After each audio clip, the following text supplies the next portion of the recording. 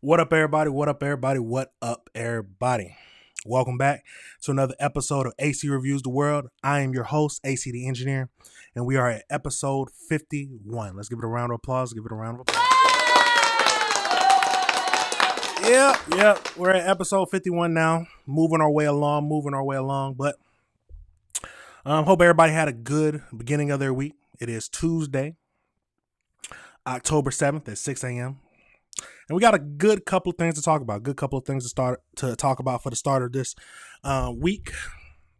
Wide variety of things. We got Kyren Lacy. We got to talk about that he was proven innocent. We got teens doing some stupid stuff. Subway surfing, like the game. Yes, subway surfing. Got suspect caught in an armored car robbery. We got a lot of things to talk about. You know, I like to jump right in it, but remember, y'all hit that like button, hit that subscribe button, hit that notification bell so you can be up to date on everything we're dropping. And if you ever have a video that you want me to review, please send it over to my email. It's acreviewstheworld@gmail.com. It's a dot after the A and a dot after the C. But without further ado, y'all, let's get right into it. The first thing we're going to talk about today, the very first thing, we got to get over to the Kyren Lacy stuff. So Kyren Lacy has been proved innocent. At least based on the evidence, the video that has shown, it proves his story was correct, and that a lot of people was doing a lot of stuff crazy behind the scenes.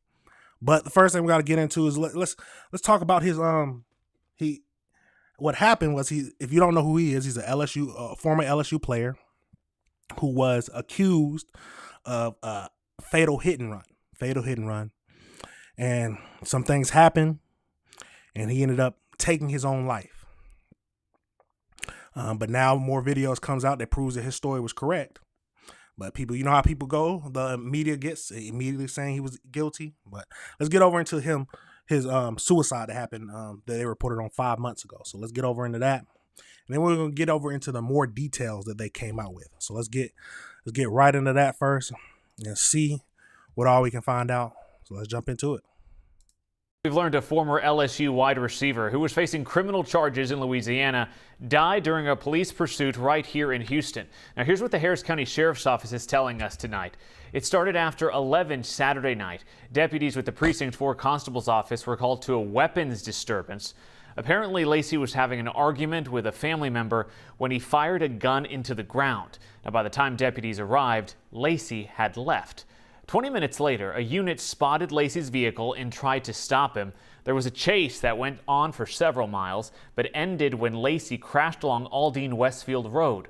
When deputies were getting him from the vehicle, they found what appeared to be a self-inflicted gunshot wound. HCSO believes the shot was fired during the chase. We're told an autopsy will be conducted on Lacy's body. Also, the Civil Rights Division of the Harris County District Attorney's Office will review the results of the investigation once it's finished, which is standard procedure when a death occurs during an attempted arrest. All right, so that was what happened for his when he committed suicide about 5 months ago. That's when this report came out. My first thoughts. I don't understand why he's getting into an argument. Yes, he wants to prove his innocence, but there's no need to get into arguments with people. It's a tragic situation that happened, but I don't think he needed to get in arguments with family members about what's going on. If they don't believe him, they don't believe him. And then firing a gun onto the ground, I don't know the whole story about that, but there's no need for that. Now, him taking his own life, I don't believe he should have taken his own life. I feel like if he would have just saw it through, he could have. Most likely all the evidence, because a video came out. So his attorney was working hard, so a video would have came out. Unless some people saying no, they're burying it, but I don't think there's any need for him to take his life. But it's still a tragic situation. No ifs, ands, or buts about it. He felt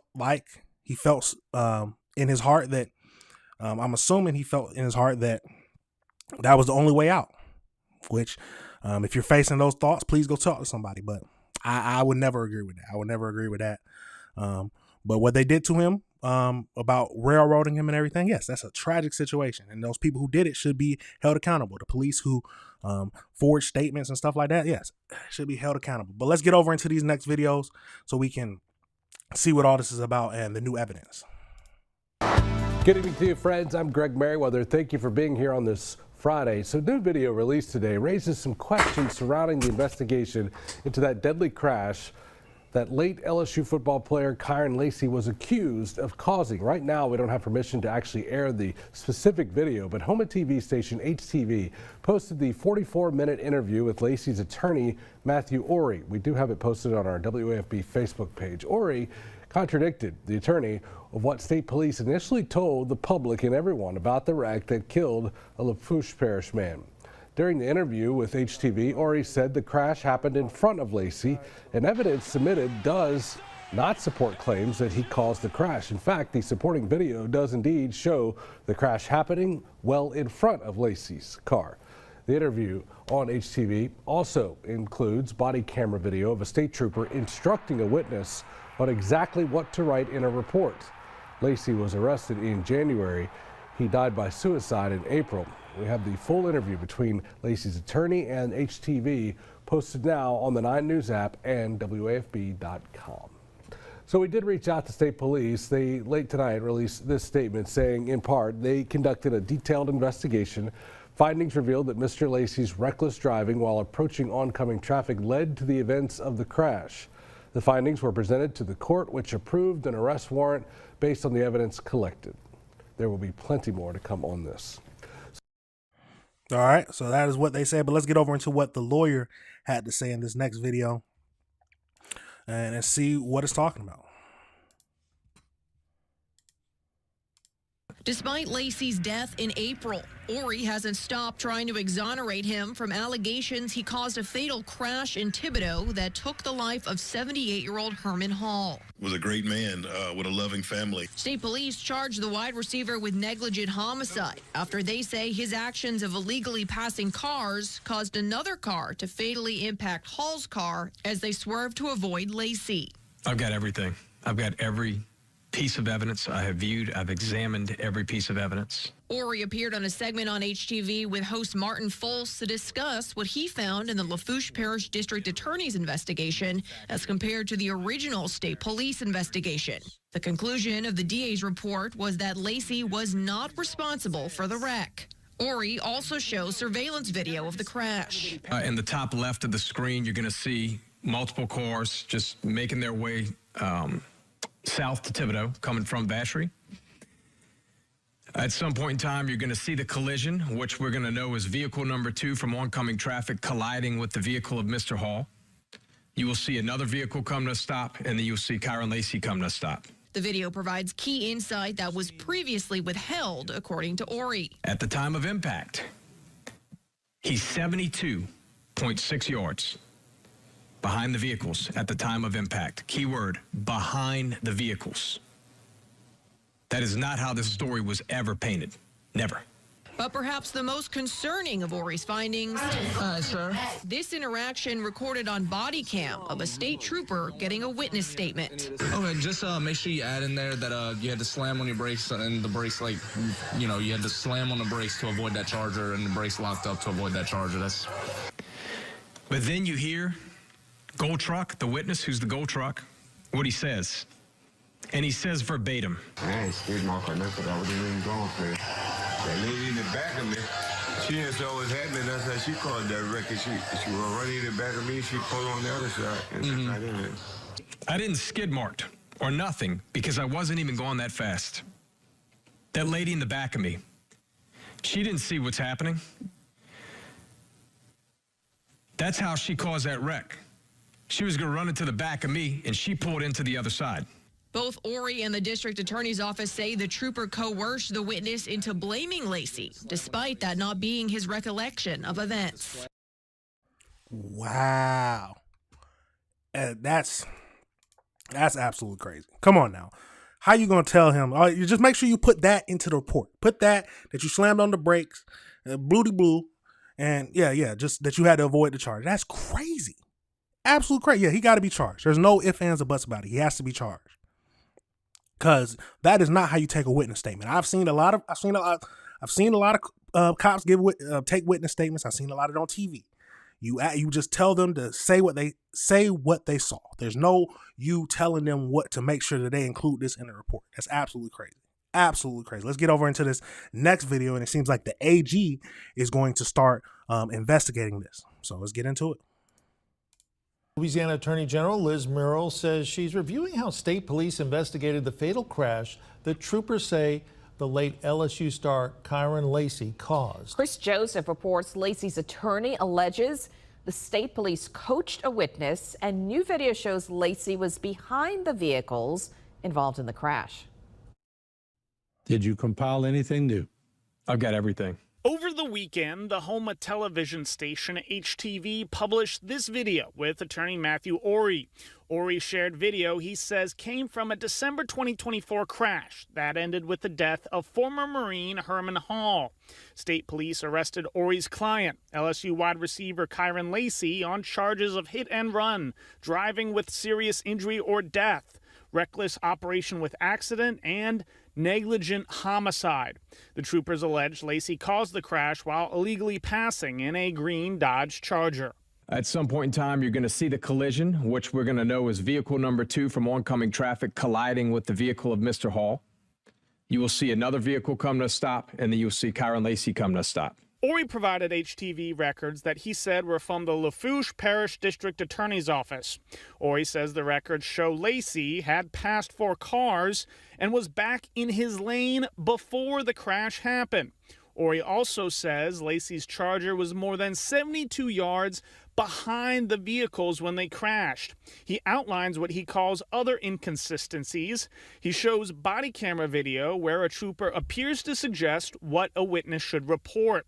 Ori says that trooper instructs the witness to include he had to brake to avoid hitting Lacy's Charger. Just make sure you add in there that you had to slam on your brakes, and the brakes, you had to slam on the brakes to avoid that Charger, and the brakes locked up to avoid that Charger. Ori says the witness did not sign that report. The Lafourche Parish DA's office confirms it conducted its own report. It says the evidence submitted in the crash report does not support that Kyren Lacy should have known that his actions were the cause of the crash that happened approximately 72 yards in front of him. Attorney General Liz Murrill released a statement saying she has been in touch with the state police about reviewing all the witness statements and evidence in the case. State police did not respond to our request for an interview, but told our sister station WAFB that it conducted a detailed investigation. Lacy killed himself in Houston after a police chase 2 days before the fatal crash case went to a grand jury. Kyren Lacy is going to change the way things are done. He's going to make people think twice about what they say before they say it. Not everybody, somebody. Maybe Kyren Lacy makes someone think twice before the next investigation to say, hold on, maybe we got to look at a few other things here. The state attorney general now looking into the investigation. We reached out to Absolutely crazy, y'all. That seems like that's the gist of everything, but come on now. There's a lot of things, inconsistencies going on. At the end of the day, like I said, it's a tragedy that he took his own life, but I don't agree with him taking his own life. I don't think he needed to, but we can never know what's going through the mind of someone who's going through a tragedy. He probably felt like he had no way out. But absolutely crazy, y'all. You got to be careful. You can't just run off of you got to wait for the evidence to come out. You can't just run with a story saying that accusing somebody of murder. Absolutely crazy. That's a big offense, a hit and run murder. But he felt he had no way out, and he ended up taking his own life. Absolutely crazy, y'all. Let me know your thoughts on that whole situation. Let me know, did you was one of the ones who said, oh yeah, he's definitely guilty when you first heard about it. But absolutely crazy, y'all. Absolutely crazy. Remember to hit that like button, y'all. But let's pivot. We got to pivot over into subway surfing. So let's get over into, it seems like two teen girls have died because they were doing something not in the right mind. Subway surfing. Yes, two teen girls have died subway surfing. So let's get over into that video. We got 2 videos to look at, but let's get into it. Let's get into it. But who was out here actually subway surfing like that? That's crazy. Let's get into it. Breaking news this time in Brooklyn. The MTA has released a statement sharing their condolences for the grieving families of the 2 teenage girls who were found dead at the Marcy Avenue subway station because they were subway surfing. The gruesome discovery was made around 3 this morning. Eyewitness News reporter Marcus Solis is live in Williamsburg, Brooklyn now with the very latest. Marcus, good morning. Good morning, Shantae. Indeed, those victims, teenagers, the exact age has not yet been released.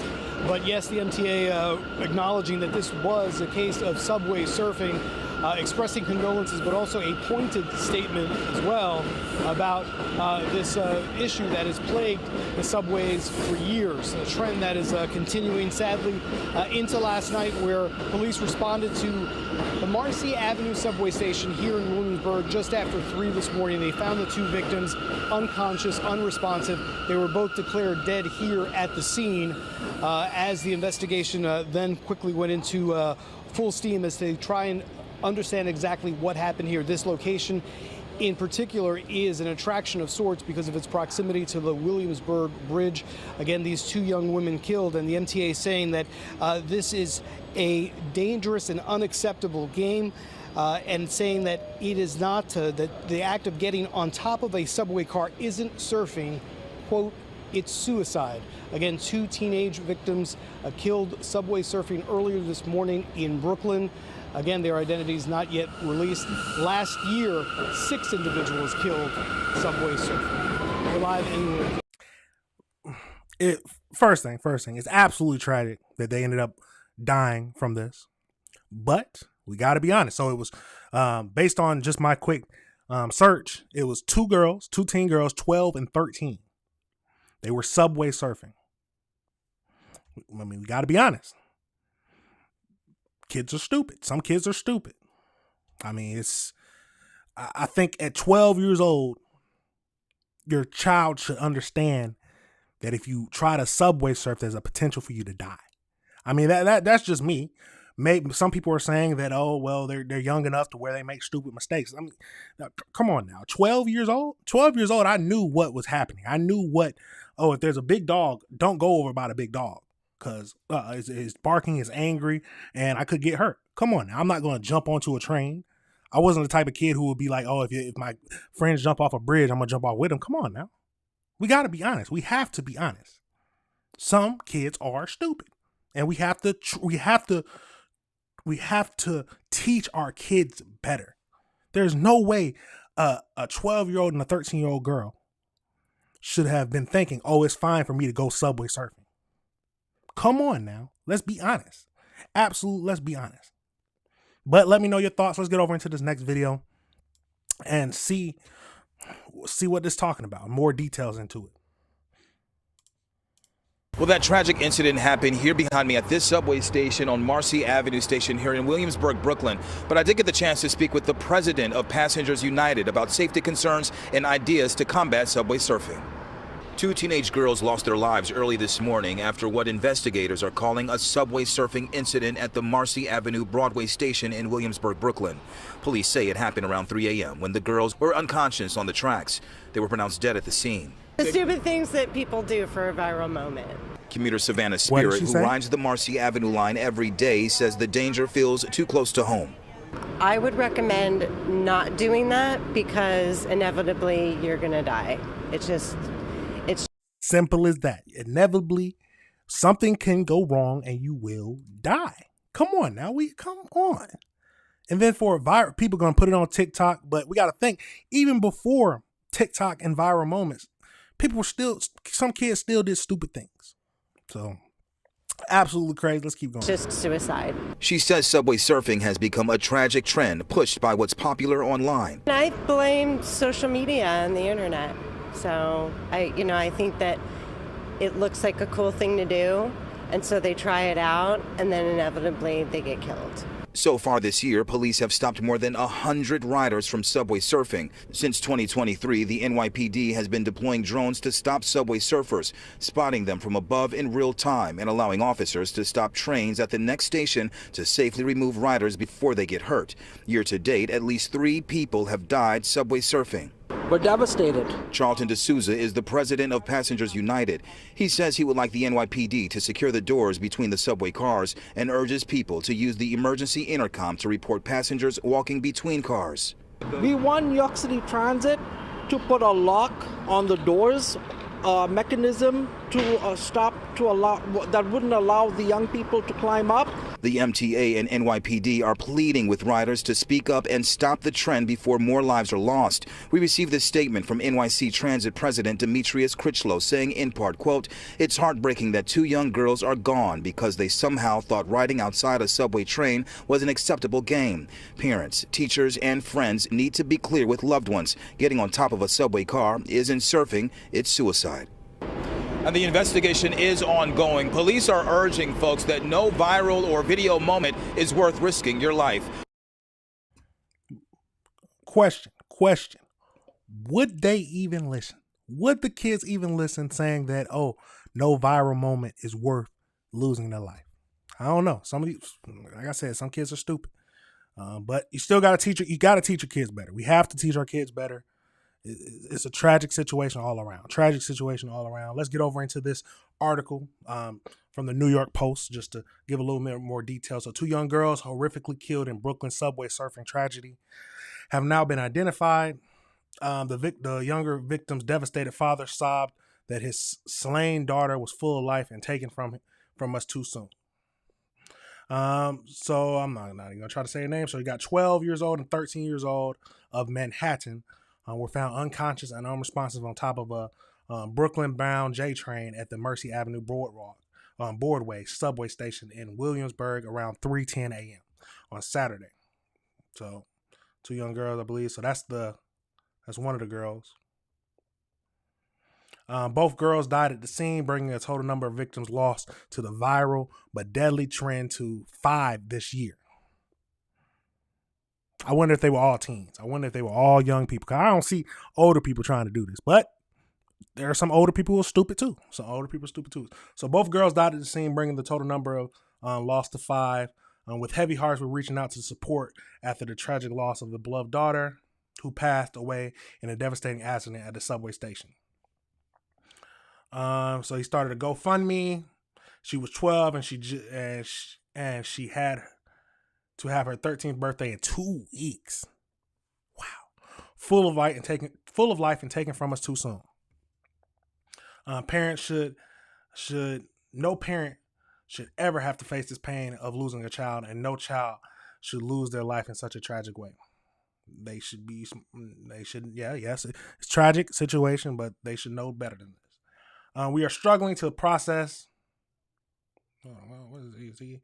New York Post. We are struggling to process this immense grief, and we are turning to our community for help to give I'm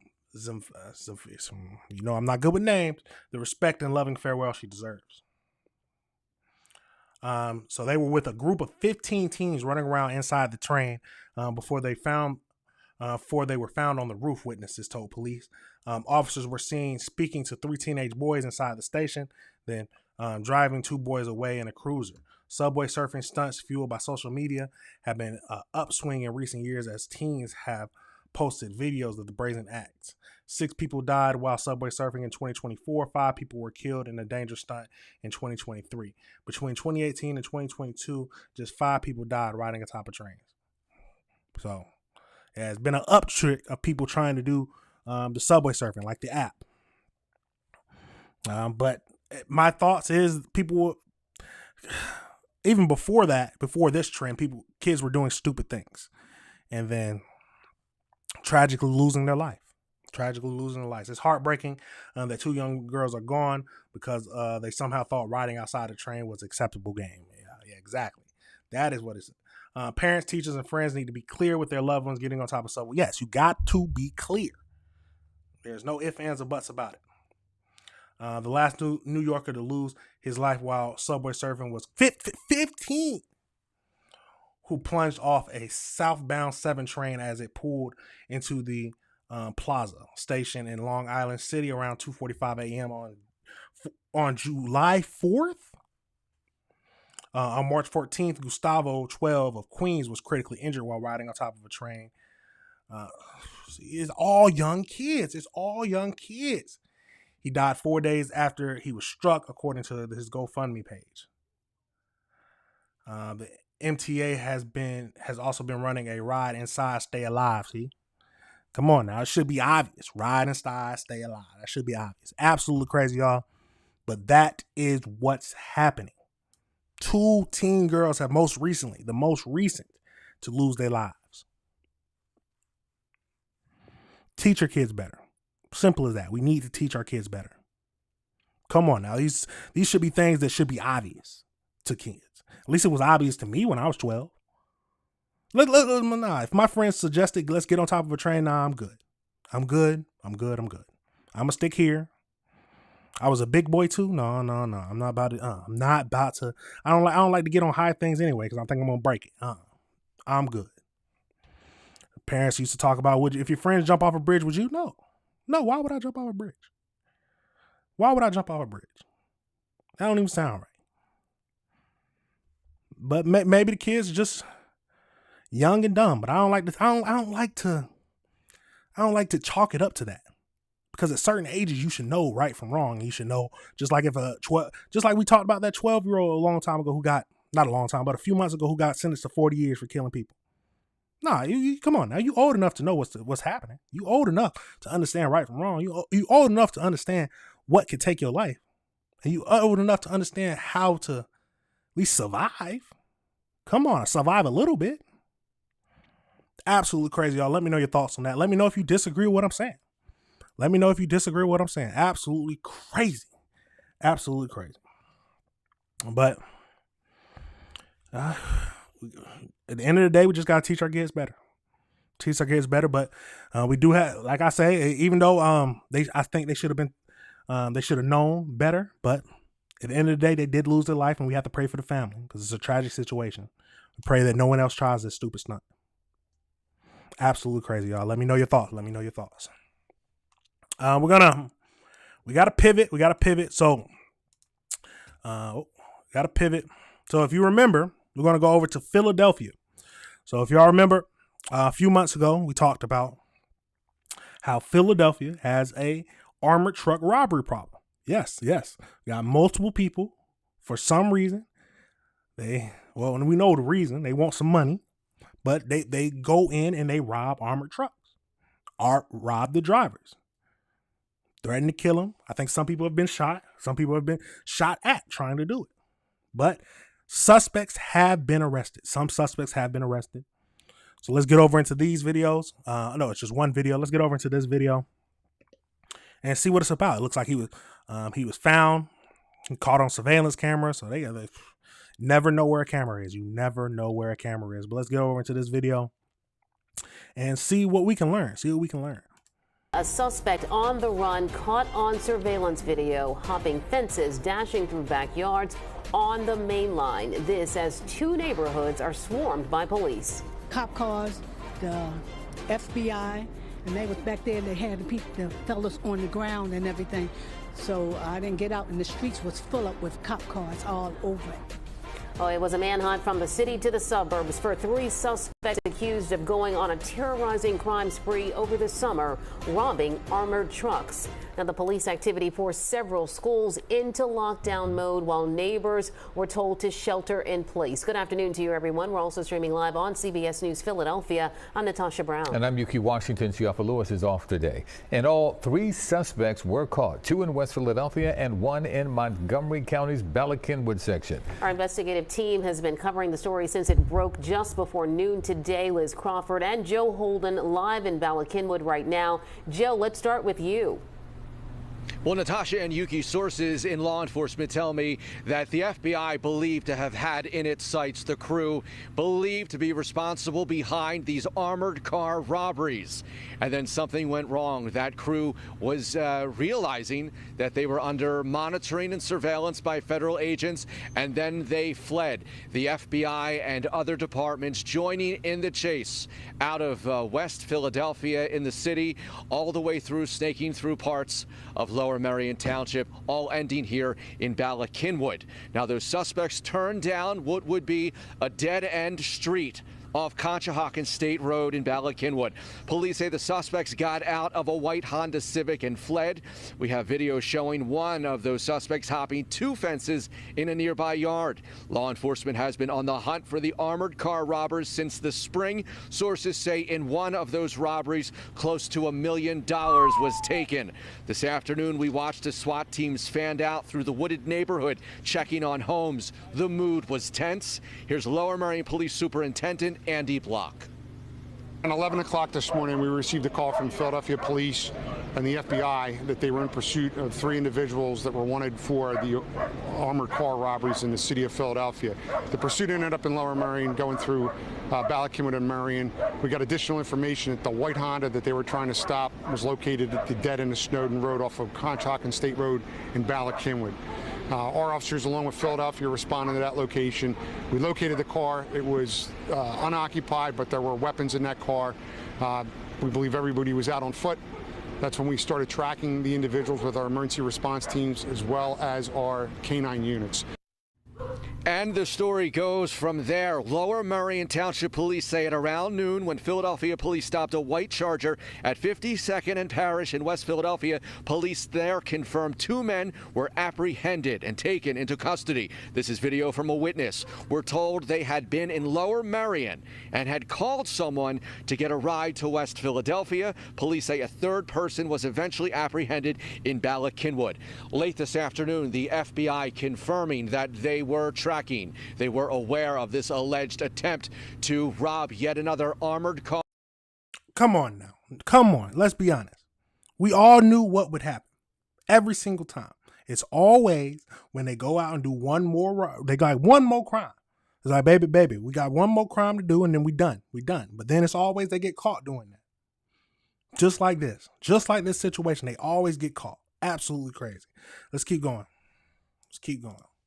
And this is how it all played out. The FBI is now the lead on this case, and as far as further comment, they declined. We're live in Bala-Cynwyd. Joe Holden, CBS News, Philadelphia. And Joe, thank you for that. Well, the string of armored truck robberies began back on June 26 outside the Aldi at 5200 Whitaker Avenue in Lawncrest. On July 2nd, a Brinks truck was robbed on Frankfurt Avenue in Holmesburg. And less than 2 weeks after that, on July 15th, there was another Brinks truck robbery on Castor Avenue in Oxford Circle. On July 22nd, on Old York Road in Elkins Park, a Brinks truck driver called police after spotting a car with masked men inside with weapons. That car took off. And then on August the 12th, at that same location, robbers took a bag of money from a Brinks truck driver as he tried to enter a store. During that tense search today, Lower Merion Township Police issued urgent warnings to thousands of residents out there in the Bala-Cynwyd area. They were warned to keep their doors closed and not approach any suspects. Liz Crawford was in the neighborhood talking to residents about what happened, and she joins us live right now from Bala-Cynwyd. Liz? Well, Natasha and Yuki, all quiet now, but I can tell you some neighbors here are pretty shaken up. They were told to shelter in place, and at least 10 schools were on lockdown for about 2.5 hours, while police officers, SWAT teams, and undercover officers swarmed their properties here in Bala-Cynwyd. Now, we saw police with long guns and protective vests patrolling the perimeter of the area, and dozens of police vehicles throughout the neighborhood. We actually met 2 teenagers today who said they saw one of the suspects run right by them while they were unloading groceries. Their parents gave them permission to talk with us. We're taking out the groceries, and then through that fence, he just pops out. I'm like, yo, like, because it's not normal to see someone just walk through the backyard. I'm like, what's up? And then he doesn't say anything. He's like, kind of like, whatever. You could tell like something's a little bit off, not saying anything. The teen said the man, dressed in a black t-shirt and black shorts, then ran across the street into another person's yard. We talked with the family who lives there. They gave us this surveillance video, which shows the suspect jumping a fence into their backyard, and then another angle of him walking through the yard and jumping their back fence, headed to another street, which is where Emily Zager said police swarmed her home and yard and eventually captured the guy a few doors down. We were terrified. I mean, the police were literally in my garage. They were all through every window in my house. There was police. So, you know, I just called my husband and said, "Get home from work now, and we need to buy a gun." Hey, what? We gotta buy a gun. Yes, you need to be able to protect yourself, because that's crazy. They could have done anything. They could have broken in, tried to hold you as a hostage. But that would just been more charges. But you don't want to put your life in. You need to be able to protect yourself at the end of the day. You need to be able to protect yourself. Absolutely crazy. Let's keep going and finish up this video. Now, neighbors told me there are a lot of families, a lot of young children along this street. They say it is possible that he was actually hiding in one of the playhouses in one of these backyards before police got him. In Bala Cynwyd, Liz Crawford, CBS News, Philadelphia. Wow. Okay, Liz, thank you. Well, the chaos did spill into West Philadelphia as well. That's where 2 of the suspects were arrested. Our cameras were there on 52nd and Parish Streets as shocked community members all watched police and FBI agents swarm the streets. And we did talk to some neighbors out there who witnessed the arrests and all of that police activity. We come out and the block is full of cops up and down the street. Block is hot. And so the next thing we know, FBI is here. They pulled the guy out the car. They blocked off the whole block. They had the fellas on the ground and everything. So I didn't get out, and the streets was full up with cop cars all over, everywhere. And good. I'm happy. It was just danger. I could barely cross the street. Well, parents in West Philadelphia, they also expressed to us their anxiety during this lockdown of their children's schools as well. We invite you to stay with us as we learn more about today's police chase and the arrests made in connection with armored car heists. When we are not on television, we're always streaming and online at CBS Philadelphia. Absolutely wild. Absolutely wild, y'all. But it's always the same situation. It's always the same situation. They've been on a string of crimes. For some reason, they aren't finished yet. And they think, oh yeah, let's do one more hit. One more hit. One more time. We're going to get out the game for good.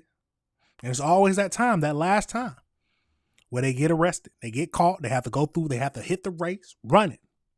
Have to run, hiding in playground, hiding in play sets, ducking over fences. Running into people's kids, trying to, not even paying them any mind. I got to get up out of here. But luckily, we said it before, that they would be arrested. And I'm happy they were. They stole, from one truck, they stole over $1 million. I didn't even know an armored truck had that much money in it. But, hey, do the crime, got to do the time. Do the crime, got to do the time. Absolute crazy situation. Let me know your thoughts on that whole thing. Crazy. Did you know that armored trucks have that much money in it? Please don't be one of them to try to go do. Now, I'm never advocating for doing something crazy now, but did you know? Absolutely wild, y'all. Absolutely wild. But it sounds like, yeah, it was a crew. They had it on point, but it's always that last time. It's always that last time. So just don't even start. Don't even start, so you never have a last time. Absolutely crazy, y'all. Let me know your thoughts. Remember to hit that like button, subscribe button, hit that notification bell so you can be up to date on everything. But absolute tragedy. Hit that like button. Hit that like button. We got to pivot. We got to pivot over into something a little tragic, a little more tragic.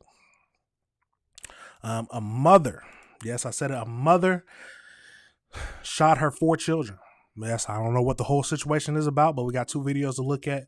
A mother shot 4 of her children, and I believe 2 of them died and 2 of them were heavily injured. I don't know the whole situation, but we got to find out. We got to see what's going on and see if we can find any understanding in this. But I understand that sometimes you won't find understanding because some people might just be crazy. But let's get over into it. and see what we can find out. Tonight, we are learning a mother is charged in Brazoria County for allegedly shooting her 4 children. Just before 5 a.m. Saturday, sheriff's deputies were called to a Shell gas station off of Highway 288 in Angleton. 2 children were shot and killed. 2 other kids were shot and survived. Troy Kless joining us live in Brazoria County tonight with the latest details from investigators. Troy.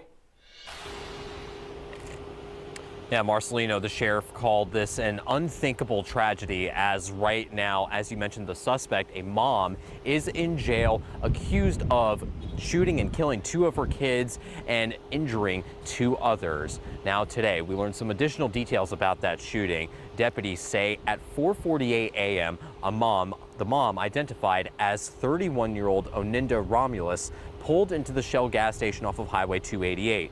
When deputies responded, they began life-saving measures on the victims. The sheriff's office also saying today that the victims who died are a 13-year-old boy and a 3-year-old girl. The surviving victims are an 8-year-old boy and a 9-year-old girl who are now in stable condition. Now, I don't know what the situation is. I don't care what the situation is. There's no need. I don't know if it's an accident, that's different. But you still your fault. But they said a 3-year-old?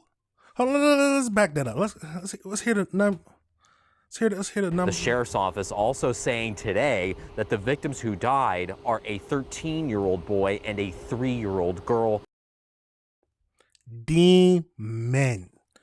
Sounds like a demon to me. Sounds like a demon to me. Now it could have been an accident. It could be a tragic accident. But all 4 shot? How can that be an accident? Send her away. Put her under the jail. Some women don't deserve to be, some people don't deserve to be parents. Can't just say women, because some men don't either.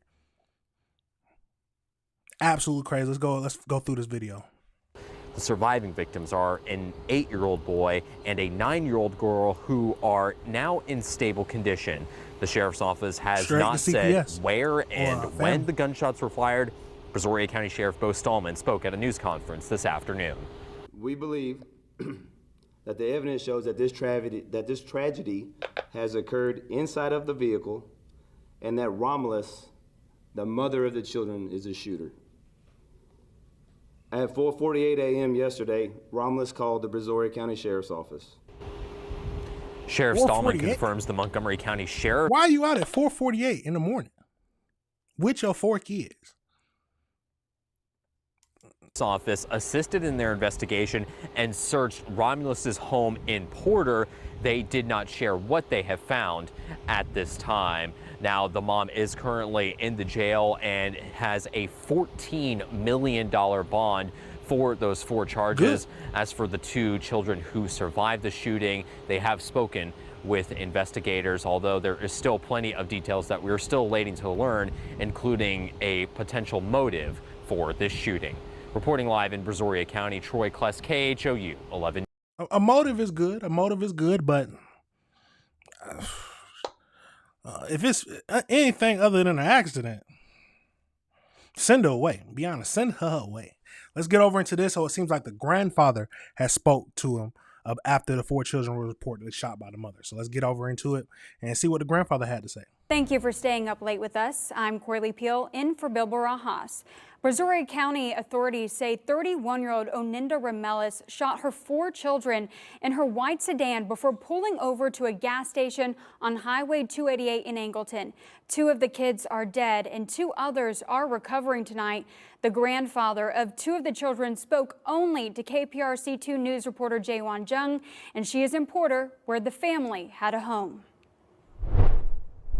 Well, it is a quiet scene out here in this Porter community now, but neighbors I spoke to tell me it was a much different scene on Saturday morning, with investigators collecting evidence from this house believed to be where 31-year-old Oninda Romulus was living with her 4 kids. She had she had a beautiful smile like her dad. James Chappelle lives in Atlanta, Georgia, and tells me 2 of the kids found shot inside a car in Angleton on Saturday are his grandchildren. One of them is 3-year-old Amari Chappelle, who lost her life. What was your reaction when you heard about her at death? least 2 baby daddies. I started crying immediately. That's my grandbaby. Chappelle tells me an 8-year-old boy is also his grandchild. That boy is in the hospital. This event has shaken our community. Brazoria County Sheriff Bo Stallman held a press conference on Sunday afternoon telling reporters the suspect that left 3-year-old Amari and a 13-year-old boy dead, as well as an 8-year-old boy and a 9-year-old girl injured, is the kid's mother, 31-year-old Oninda Romelis.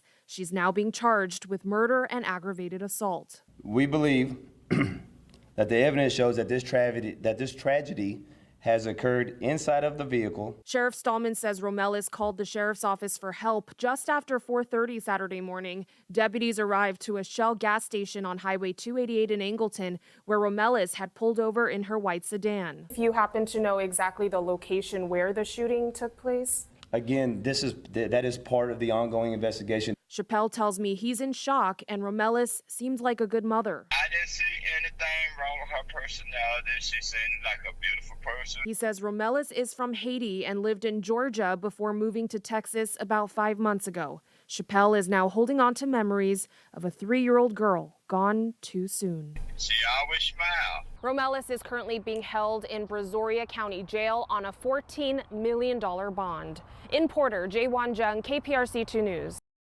We have to. Okay, so I was just looking at an interview. That's why I was shocked.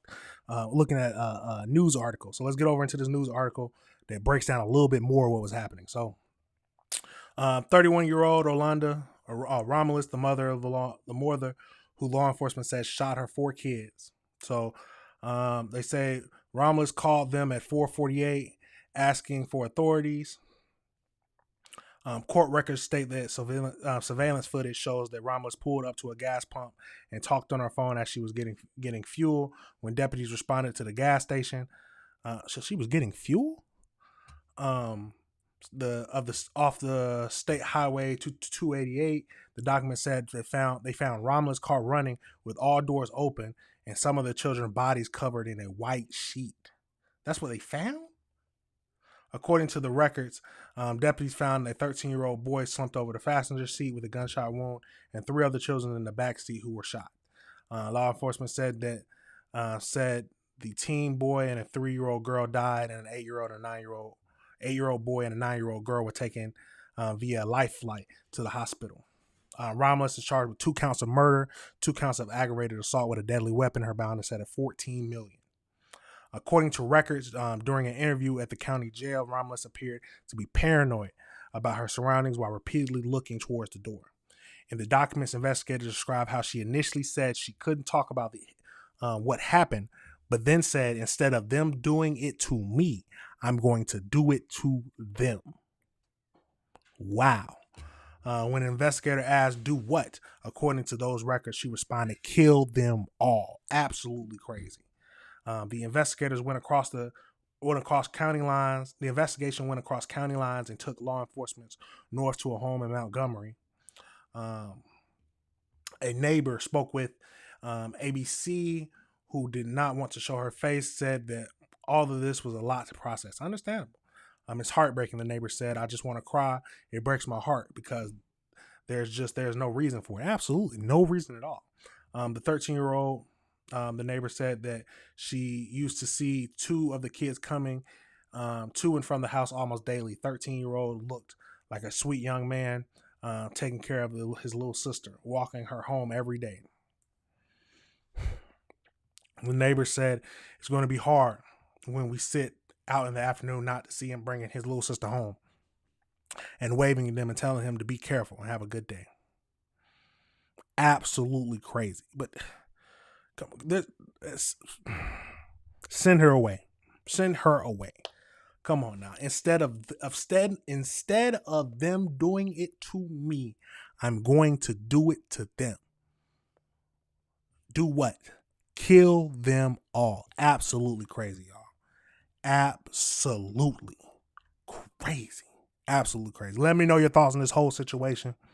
What do you think should happen? Now, some people are gonna say mental health, or she must be mentally ill. I don't care if she's mentally ill or not. If you do the crime, you got to do the time. I don't care if it's the time in a mental facility, but you can't be out here with the public. I don't care if you get better. You have to. If you kill somebody in a mentally, yes, you might need to be in a mental health facility, but the crime is already done. The crime is already done. Someone has lost their life, so you have to pay the price of being in jail or in a mental institution for the rest of your life. You have to. Now, if you disagree with me, tell me, but absolutely crazy. There are some demons in this world. Some demons. Yeah, but we might come out to where because it looks like she was paranoid. She might have been going through some kind of mental health crisis. But no matter what, she got to do the time. She got to stay in jail. She can't be out here with the public. She took her life. She took the lives of 2 of her kids and tried to take all 4.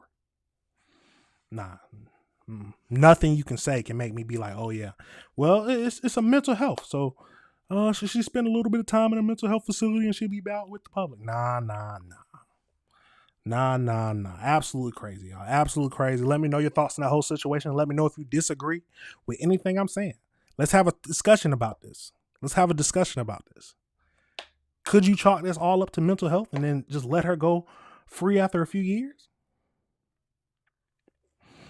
I don't know. I don't agree with that. But hey, let me know your thoughts, y'all. Let me know your thoughts. Absolutely crazy. But we got to go over to it. So it looks like it was a crazy weekend for Dallas, for community in Dallas-Fort Worth, or around the Dallas-Fort Worth area. 9 people were killed over the weekend. Yes, 9 people were killed over a violent weekend. So we got 2 videos to look at for this to see what we can find out. But you got to be careful out there over the weekends, y'all. No matter what you do, if you're out and about, you got to keep your head on a swivel no matter where you at. You got to keep your head on the swivel because you never know when it can be your last. But let's get over into it. Like I said, we got 2 videos to look at for this. So without further ado, let's jump right into it. There's Fort Worth. 2 straight days of violence and death, including 1 person killed in the popular West 7th Entertainment District. This shooting happened around 1:30 this morning. The location, a nightclub and sports bar. It's called Social Live.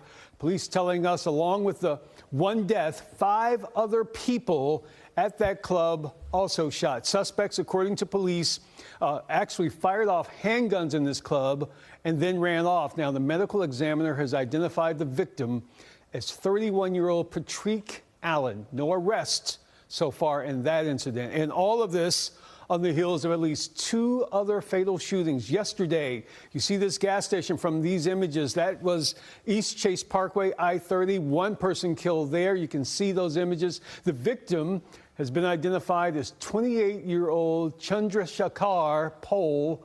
Officers learned the shooting suspect had been arrested about a mile away from that gas station for shooting at another vehicle, then ramming through a metal gate at someone's home, apparently trying to break in. No injuries from those incidents that followed that gas station shooting. And yet another killing, an 18-year-old woman shot and killed while exchanging apparently insurance information with another driver after an accident. That victim identified as 18-year-old Jenny Rosales. This happened in the parking lot of a restaurant on Wichita Street. 1 person now in custody. What in the world is happening? You say that she was an 18-year-old was just trying to exchange insurance information? Now, did they say, was it, I hope it wasn't the person she was exchanging it with, but just someone came out of random and killed her?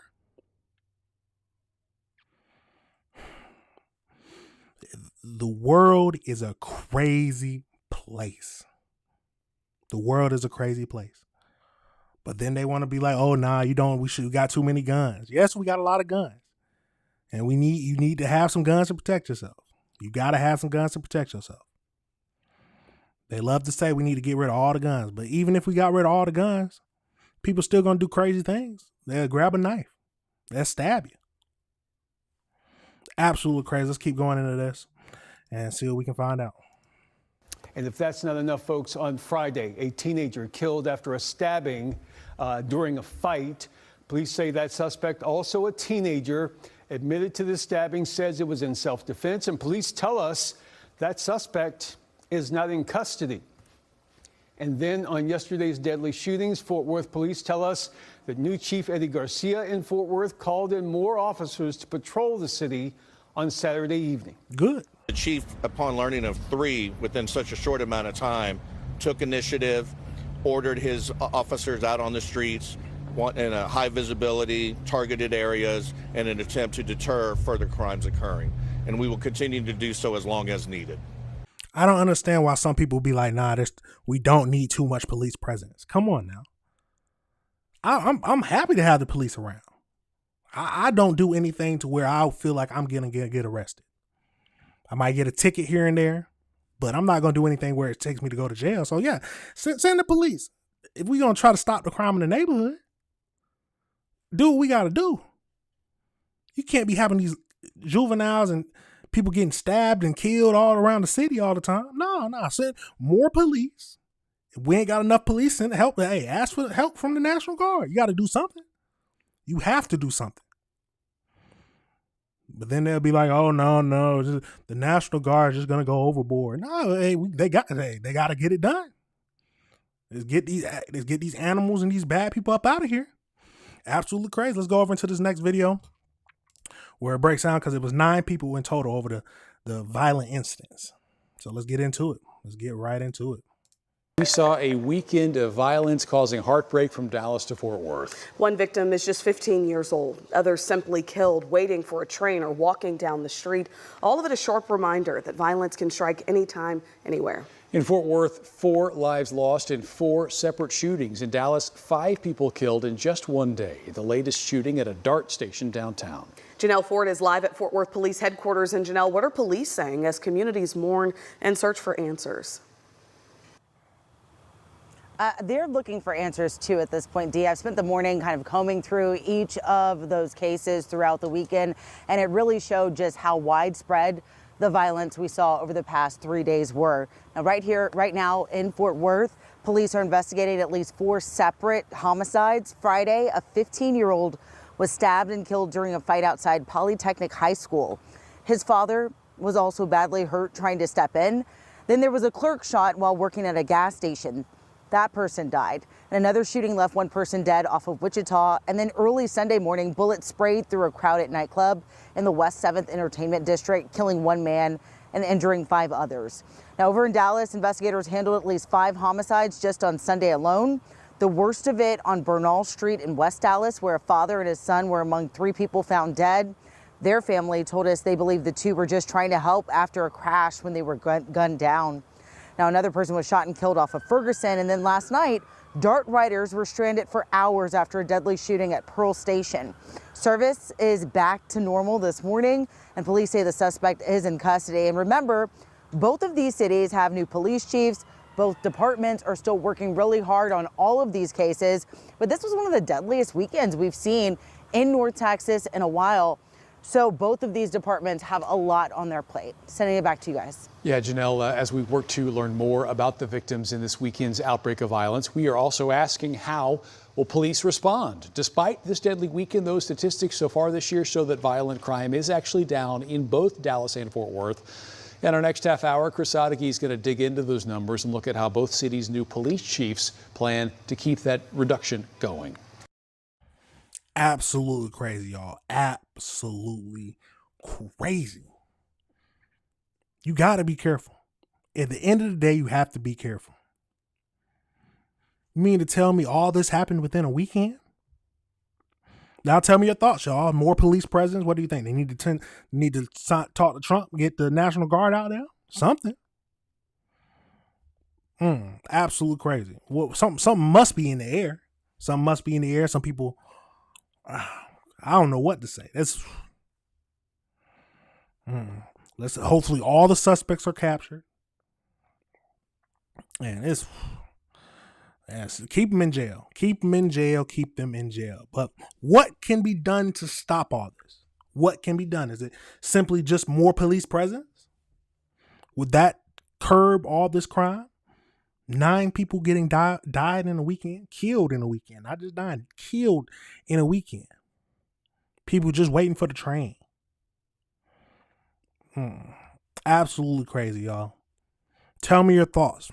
Tell me your thoughts. What could stop the violence? What can stop the violence? Or will it never stop and we just got to deal with it? Protect yourself, y'all. Protect yourself. If you're able to carry a gun, carry a gun. Because you never know when you're going to need to use it. And never know when you're going to have to be able to protect your own life. Now, would it stop all these situations? No. Because it's tragic to say, but some people, they might get the drop on you. That's why you just got to keep your head on a swivel. Watching your surroundings. Every time I'm out, I'm looking around, peeping what's happening, who's behind me. I'm peeping that. Some people don't even think like that though. Maybe it's how I grew up, but I just like to know what's around me, who's around me, get my eyes on what's happening, the surroundings. If I can feel, because you can feel it in the air when the situation getting tense. You can feel it. So if the situation's getting in the air, feeling like it's about to get tense, I'm about to go back home. I guess I'm done for the day. I'm out. I'm no longer outside today. But I don't go out. I go to work and then I go home. I might go out a little now and then, but hey, I'm work and home. That's my main thing right now. Absolutely crazy, y'all. Let me know your thoughts on this whole situation. And what can be done to stop it? Is it just more police present? Do they need to call the National Guard? Or do you think the National Guard would just make it worse?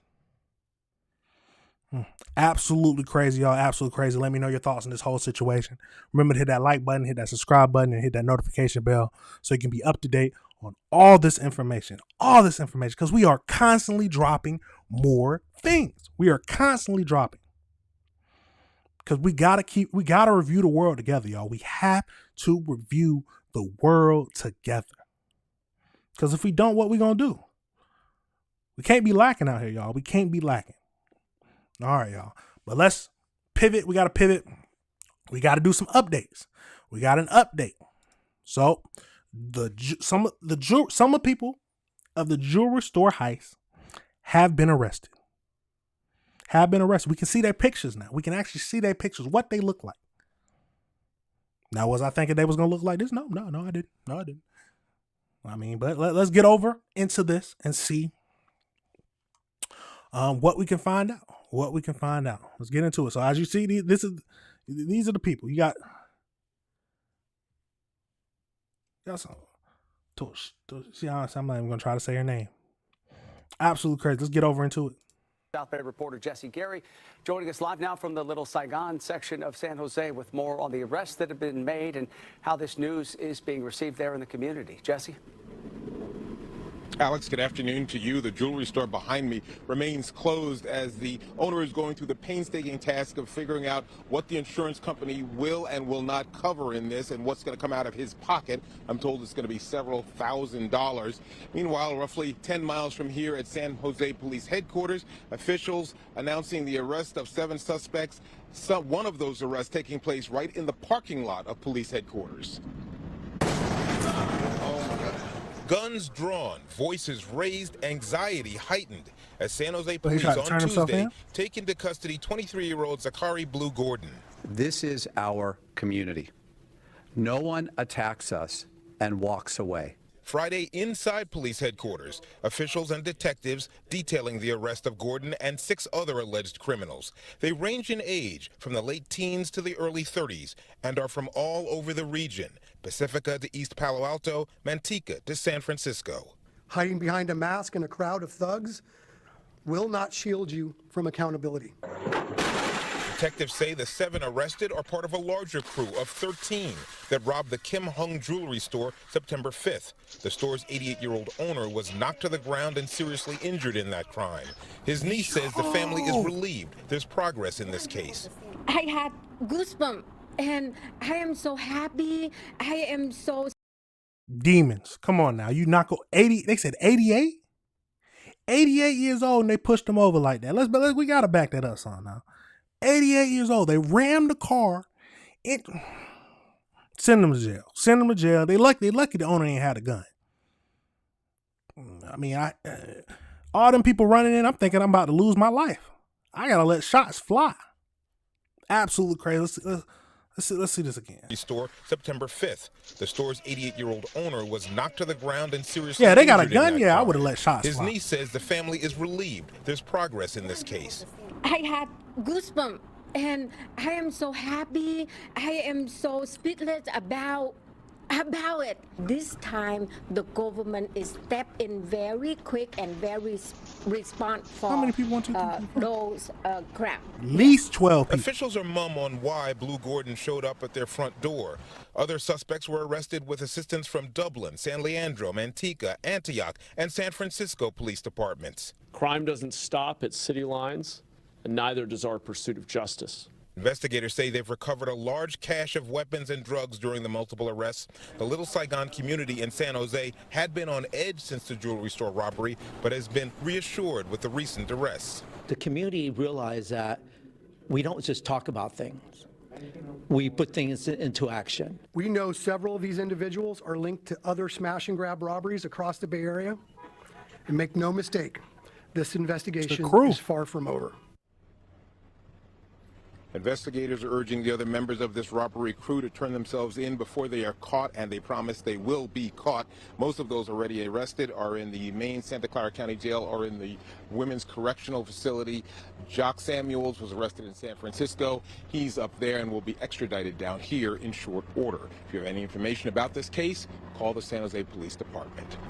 Come on now. Now, they say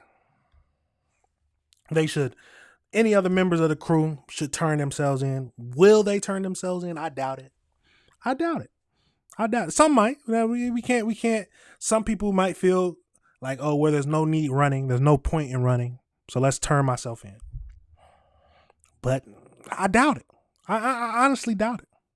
People about this life aren't going to turn this. They out here. They pushed the old man down. That was crazy. They pushed the old man.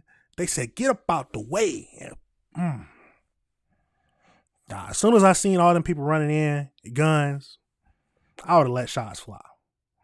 I would hope they are a jewelry store and somebody has a gun in it. Absolutely crazy. Y'all. Absolutely crazy. But as we can see, this is what they look like. This is what they look like. We got 7 people so far. One woman. Guess she a ride or die. Absolutely crazy. Wow. Look at them all. Look at the one down in the bottom right. He look upset. He upset. That one, the girl is smiling a little bit. You see that? Absolutely crazy, y'all. Absolutely crazy. That's Is step in very quick and very responsive. Oh man, on the ground, upset. Oh my God. I'm happy he wasn't seriously hurt because they did not care about him. They did not care about him at all. If he would have tried to fight, they probably would have killed him. Nah, send him to jail for life. I don't know about life because they just robbed somebody, but send them to jail. They need to be in jail. How much time do you think they should get, y'all? How much time? It's a tragic situation all around. But we got to be hard on thieves. I mean, we have to. That's the only way to combat rampant theft. You have to be hard when you catch the criminals. Don't give them no slap on the wrist. Some of the places like in New York and everything, if they steal under 1,000, they out the next day. Out the next day. Don't even got to pay a bond. And you know what they do? They go back and steal again. Absolute crazy, y'all. Absolute crazy. Let me know your thoughts on that whole situation. Let me know how much time you think you should get. And what would you have done if you was that store owner? Come on now. It was like 12 people run up in. They had a gun. One of them had a gun. He tried. You saw how he tried to fight. And they said, nah, get up out the way, and pushed him out the way. They don't care. If he would have fought anymore, they probably would have shot him, like I said. But absolutely crazy. Let me know your thoughts on that whole situation. Remember to hit that like button, subscribe button, hit that notification bell. Absolutely tragic. Absolutely tragic. But I'm happy some of the people were caught. I'm truly happy. We're gonna pivot over into, we got a senior airman who ended up confronting a gunman who was shooting. Ended up killing somebody at across the street from his house, and he confronted him. So let's get over into that and see what all this is about, and see what we can learn from this situation. We gotta always review the world together. We gotta review the world together, y'all. Let's get into it. Violence on one Hudsonville native's doorstep after he was caught in the line of fire. Harrison Fryer, a senior airman now living in Iowa, credited for his heroism for acting in the midst of chaos after a gunman began firing shots in his neighborhood. Now, Fryer says it was his military training that kicked in and his want to keep his family and his community safe. And that whole incident was caught on home security video. It was like any other evening in the Fryer household. Harrison and his wife Brielle and their kids eating dinner. We started hearing something that sounded a bit like fireworks. That's when the calm quickly turned to chaos. Those sounds weren't fireworks. They were gunshots. So Harrison, a senior airman in the U.S. Air Force, knew he had to step in. We walked down, got behind the car. Now, you saw that now. He was cold with it. Saw how calm he was? He was cold. Let's back it up just a tad bit. Cold with it. Sounded a bit like fireworks. That's when the calm quickly turned to chaos. Those sounds weren't fireworks. They were gunshots. So Harrison, a senior airman in the U.S. Air Force, knew he had to step in. We walked down, got behind the car as she was on the phone with 911. And he then popped out of that screened-in porch. And it's almost like we just locked eyes with each other for a second, and then he raised his gun up, and I screamed, "Don't," hoping to dissuade him from shooting at us. But that didn't work, and they say he immediately started firing towards them. Don't! Upwards of about 8 times before I fired back, and I fired back 2 times, striking him once in the leg and once in the wrist. It was August 6th around. First of all, I'm not going to stop it too much, but he cold with it. He cold with it. He ain't even duck behind the car. He didn't even duck behind the car. He stopped right there. And he said he shot twice, hit him both times, one in the wrist, one in the leg. Yeah, he cold with it. He cold with it. Yeah, absolutely. 7:30 p.m. That's when Iowa Department of Public Safety says they received reports of a shooting in that neighborhood. They say the gunman, a 71-year-old man, shot and killed 2 adults. He then set his own house on fire while inside. He was severely burned and died 2 days later. As we understand it from the police, they believe he intended to kill a lot more people if given the opportunity. He had like hundreds of rounds. Harrison and Brielle, 2 Hudsonville high school sweethearts and graduates of Grand Valley State University, moved to Iowa about a year ago when Harrison was stationed at a base on the border of Nebraska. Harrison says in that moment of terror, his military training kicked in. The adrenaline kind of calmed my nerves rather than the opposite. It didn't make me shake or freak out. It just helped me lock in. But for him, it wasn't about being a hero. It was about keeping his family and his community safe the best way that he could. Making sure that there's nobody in the way of the line of fire, making sure that, I try to keep everybody safe despite the fact that it's a crazy situation. I think I just did what anybody really should do if they're confronted with something like this, is keep as many people safe as they can, be the good guy when bad stuff's happening. Now, Harrison's Air Force Base says his actions revel the character and values that the Air Force depends on. They described his actions as brave and courageous. Now, the Fryers say they are just lucky to be alive and are focused right now on their neighborhood, who lost 2 of their own. Absolutely tragic, y'all. Absolutely tragic. The 2 people lost their lives. But We got to give it up for him. We have to give it up and give him his props and he's a hero. He is a hero. He calm, cool, and collected. He didn't even just go off and start letting off shots. He said he shot 8 times. And while he shot, he stood there. Right behind the car. He wasn't ducking down. When he felt like he was good, he shot 2 times and shot him.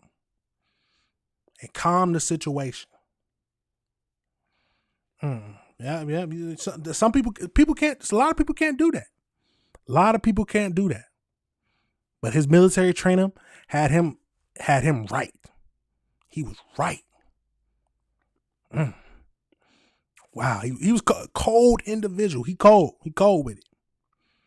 Man, didn't even duck down and shot twice, hit him twice. Yeah. Great man. Great man. The community should be happy that they got someone like him living there. I would have gone and took him a plate. This man did. You did what? Man, I made some food. Come here. Let me give you a plate, man. You your wife need a plate? Thank you. Let me go out shooting with you. Show me how you did it. I can always use some pointers. How was you able to stay so calm? Absolutely crazy, y'all. But it goes to show you never know when something you can live in a quiet neighborhood. A quiet neighborhood. You think that things will never happen, but it just be that one day out the blue, something pop up. Some people just feeling froggy. People feeling like, oh yeah, let's get it going. Some people might just come into the neighborhood, don't even live there. So you got to be prepared. You have to be prepared. Go train. Don't just have a gun. Train to use the gun. Be aware of your surroundings. He was smart. He said the right thing. Be aware of your surroundings. He said, don't just fire and not be aware of what's behind you. Because then you're doing more bad than good. You might not even hit the suspect and you hit somebody behind them. The people you're trying to protect. Come on now. You got to be good. You got to be better than that. Go train, get you a firearm, train with it. Take some classes. You're not going to be as cold as him with it, but hey, you can get at least somewhat good so you can protect yourself and protect at least the people closest to you. You don't have to be a hero or anything like that. Try to protect people you don't know. That's at least my feelings, but I'm going to at least try to protect the people around me. And if you're right beside me when I'm trying to protect the people around me, or if something happens to me, I'm going to do my best. Absolutely crazy, y'all. Absolutely crazy. Wild situation, but hey, they was able to get it done. We got to pray. Remember, we got to pray. There's 2 people lost their lives. So we got to pray for them and pray for their family, because anytime you lose anybody, you got to pray. The grief can be immense. The grief can be immense. So if you're grieving and you can't handle it alone, please go seek help. Like with anything, please go seek help. Absolutely crazy. I'm happy that the Air Force mentioned that. Hey, they congratulate. They said that is the attributes that the Air Force needs. Hey, so I'm not a military man myself, but I will never, ever knock anybody who goes to the military, because you're fighting for us. You're fighting for us. Let me know your thoughts on that whole situation, y'all. Let me know. Would you have been able to be cool and calm, collective like he was? Hey, if so, hey, you great man, great woman too. Woman can do it too now. But absolutely crazy, y'all. Let me know your thoughts. Let me know your thoughts on the whole situation. Now we're gonna pivot over into the last thing for the day. We got to go over to Chicago. We got to go over to Chicago. ICE agents have been in Chicago doing work. They've been doing work, y'all. Doing work in Chicago. But people aren't happy about it. I don't really understand it. Because like I've said this before, my stance is: you do the crime, you got to take the punishment. Some people feel like crime of coming to the country illegally isn't worth enough to be punished for it. That's where I disagree. But everybody has the right to their own opinion. Everybody has the right to your own opinion. So if you disagree with anything I say, like I always say, please let me know so we can have a debate about it and discussion, a civilized discussion. That is what the world needs, is civilized discussions. But let's get right over into it. We got a few videos to look at. I believe 3 videos. I'm over here doing everything out of order. 3 videos to look at. And looks like they ended up shooting a woman. So this first video, they looked like shooting a woman who was trying to ram into the DHS vehicle. So let's get over into this. And we got to hear what the Mayor Johnson has to say about it. So let's get into it. Let's begin this morning with rising tensions over the Trump administration's escalating immigration raids and plans to send federal troops into cities across the country. On Saturday, protesters took to the streets in Portland, Oregon in an anti-ICE protest. Federal agents using tear gas and mace to stop them. It comes as a federal judge overnight temporarily blocked President Trump from sending 200 National Guard troops to Portland. The judge, a Trump appointee, writing that the president's attempt to federalize the National Guard violates the state of Oregon's right to control its troops. NBC's Maggie Vespa is in Chicago, where the president says he will send the National Guard after a tense scene on Saturday involving protesters and ICE agents. Maggie, good morning.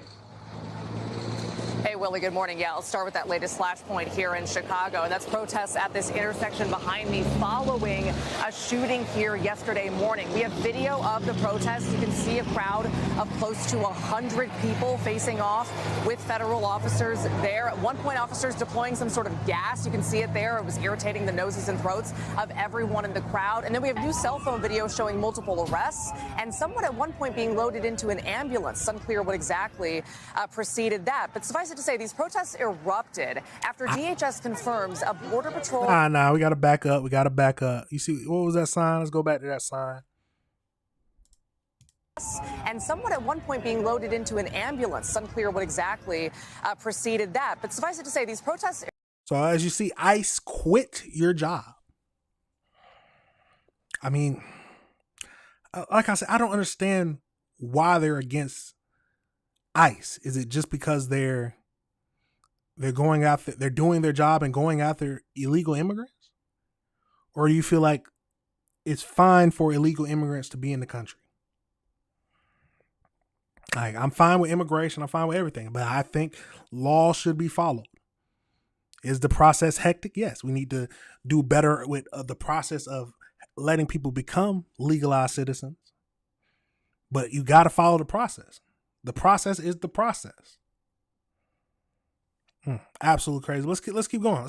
Erupted after DHS confirms a Border Patrol officers shot, they say, a woman who they tell us was in one of 10 cars that, quote, attacked and rammed a Border Patrol vehicle on patrol. Now, DHS says that woman, a U.S. citizen known to law enforcement, had a semi-automatic weapon and that officers shot her yesterday morning in self-defense, adding she was able to drive herself to the hospital. It's worth noting advocates on the ground blasting that account, telling me there were only 2 civilian cars, not 10, and that Border Patrol officers were the aggressors, not the other way around.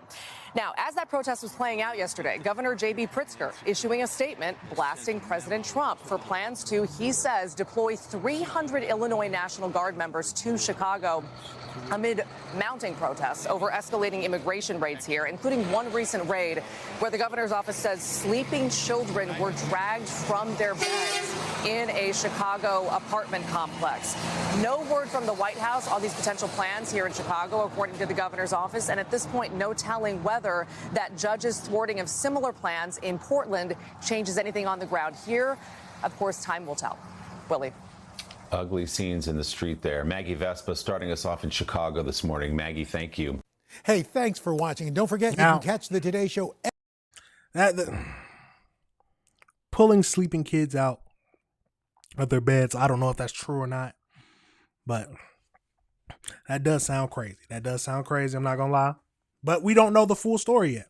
Just like we don't know the full story about the ICE agents. If they, how the woman was shot. We got to wait until we get more evidence about it, about exactly what happened. You can't just run with one side of the story. Gotta get all the evidence. But I mean, I stand what I say. I don't see a problem with ICE doing the job what they were created to do, is to take out illegal immigrants, to get them out of the country, deport them. I don't understand the problem with that. If they prove that they are illegal and they take them out, then, I mean, let me know if you disagree with that, but it just sounds reasonable to me. Let's keep going. Let's go into this next video. Meanwhile, in Chicago, sources telling Fox News police there were told to actually stand down on helping ICE agents who are in danger. Mike Tobin has this story for us, all the details. Hi, Mike. And Dana, we've got a lot of rank and file Chicago police officers behind the scenes telling us that they are outraged that the stand down order went out to them after federal agents were attacked. The order appears to have come through a communication from the chief of patrol over the communication through the Office of Emergency Management and Communication, reading, "No units will respond to this." Multiple police sources have confirmed to us the message is authentic, and it is backed up by audio of the stand down order. And again, per the Chief of Patrol, we have all the units that, per 999, Chief of Patrol said all units clear out from there. We're not sending anybody over to that location. All right, and 999, just to confirm, 39th Police in Kedzie, they were saying that they were being surrounded by that large crowd, and they were requesting the police were not sending. I'm waving off all the cars heading to 39th Police in Kedzie.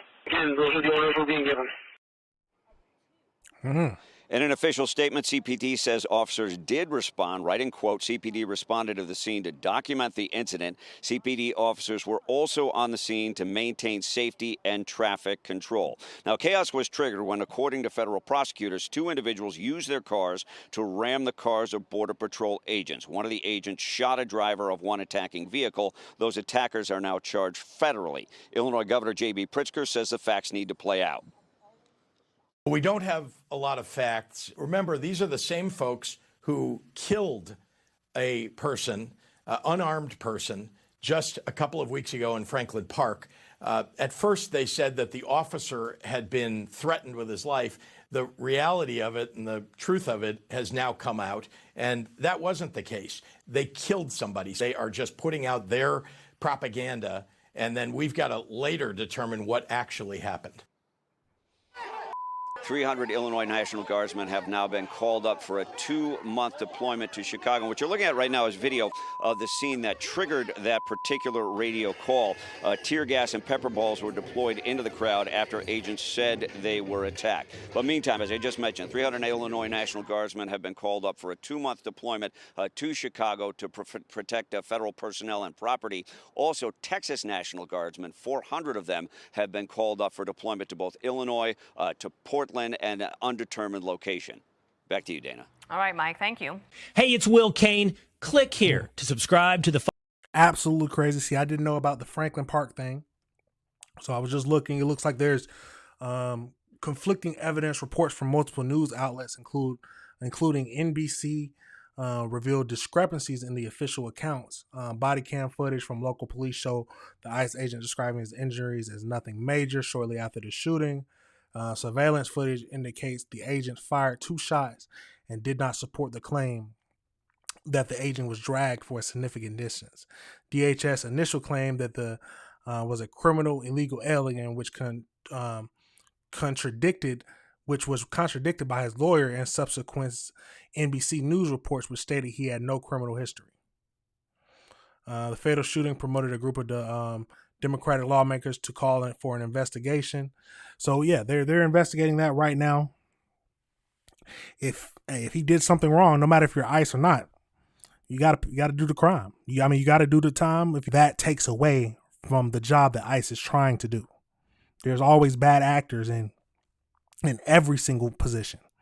No matter if it's a doctor, no matter if it's a lawyer, there's always bad actor. Police officers, there's always can be bad actors. People who don't follow what they're supposed to do. But absolutely crazy. Let's go over to this next section where we hear what Mayor Johnson have to do. I still don't understand why he loves that mohawk or the faux hawk. Let's get into it though. Hi, good morning. Good morning. So I'm looking at this sign here. What will happen if federal agents show up and say, not too bad? I mean, are Chicago police going to enforce the sign? So if they are in violation, that's why we have our Department of Law. We are using every single tool that's available to us, and that includes the legal and the justice system. What we have seen that everything that this president has promulgated, whether it's his illegal taxes that have been deemed illegal, or whether it's the fact that we already seen a judge that he appointed said that he overreached when he tried to federalize troops to send them to Mayor Wilson in Portland. And so we will use the reason why we have this in place, so that if the federal government does violate, we do now have a precedent that we can establish to hold them accountable. Right. Hi, Mayor. Hi. Obviously, Chicago police are responsible for enforcing laws in the city. Are they going to be responsible for enforcing these ice-free zones? As I said before, it's not just policing. It also includes our Department of Law. If someone is in violation of the law, we'll take them to court. But will it also include police? Like for everyone the private is businesses? Responsible for the private businesses. I'm encouraging many of them to volunteer to be a part of this collective action. Here's what's most important here. We know that this president is not interested in adhering to the law. So we're going to give him something to hold him accountable. And if he violates the law in the city of Chicago, we would do just that, hold him accountable. Hi, Mayor. Hi. I know you're going to. Okay, so that whole video was about them setting up the no ice zones, places where ice can't go based on his executive order. I believe that's what his stuff is called, but I don't. She asked a good question. Will police, if they break the law, that's the city law? First of all, I don't know if they are even inherent to the city law when it says ice can't go to a certain place. I don't know about all that, but will the police step in to stop them? I highly doubt it. They're probably going to make a note of it and then send it to the lawyers to sue somebody or to send it to a judge. I highly doubt that because that's how he was said. He said he tried to avoid even the whole thing. He was like, it's not just police. It's the judicial system. It's the law system that is going to take action. And then he asked the business owners to help step in. What are the business owners supposed to do? Like block federal agents from coming in? I wonder if they're going to pay the legal fees when they get arrested. I highly doubt it. But hey, they might. But let me know your thoughts on that, everybody. Like I said, there are some bad characters. Some bad characters who take their job and go overboard with it. But the whole mission of ICE is to find and deport illegal immigrants. At least that's my understanding of it. But is it wrong for them to do that? Is that why everybody's upset right now? Is it they feel like that ICE shouldn't be doing that? Just because of that, some of the people they're bringing is people who are just doing the job. There are people who are illegal immigrants who are just doing the job. They're not committing any crimes, or they're not committing current crimes.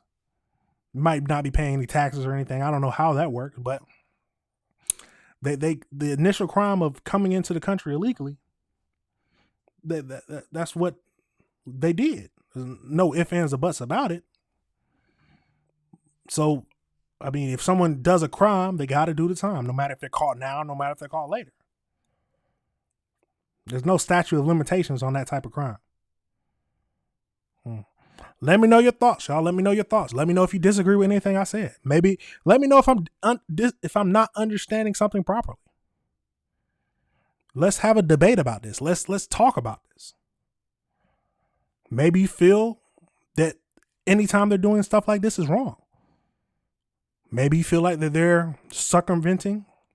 I might be saying that wrong. Circumventing the city government. The city council, whoever, the mayor and all them, maybe you feel like that they're overstepping.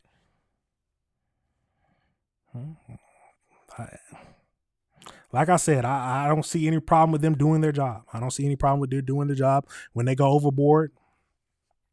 And just like some people say that the Franklin, the person who was killed in Franklin, they might have went overboard. We got to wait till more evidence to come out, but there's a lot of things to think about. Let me know your thoughts on that whole situation. And remember, let me know if you disagree with anything I said. But that is the end of the show, y'all.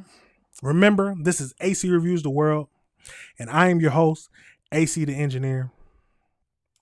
And hey, we got to review the world together, y'all. We got to review the world together because there's some crazy people around us. There's some people who you have to watch out for. And there's just situations that we need to break down together and we need to understand. Because it can be a cold world out here. It can be a very cold world. Absolutely crazy. Y'all think we got to about an hour and a half. Yes, an hour and a half. So a little shorter than usual, but hey, I usually try to do between an hour and a half, 2 hours. But let me know your thoughts on anything we said, but you already know I got to play that outro. But that's all, y'all. Peace.